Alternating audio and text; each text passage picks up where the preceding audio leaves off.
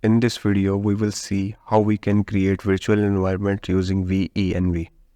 So for this, first install any Python version. So I have some Python version that I will check here. For example, Python version. So I have installed Python 3.10.4 in my system. Now use this command to create virtual environment. Python -m venv, and now you can set any name for your environment.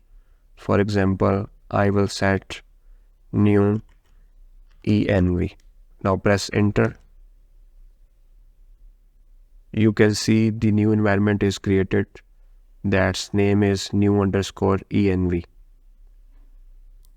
in which you have different files and folders. To activate this new environment, you can use this command new underscore env backslash scripts backslash activate.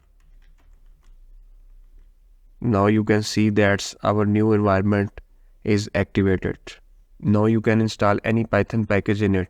For example, pip install numpy.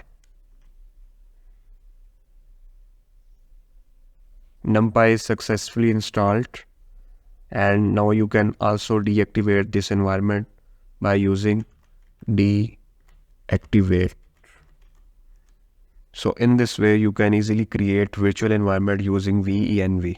Thanks for watching. Please subscribe to our channel.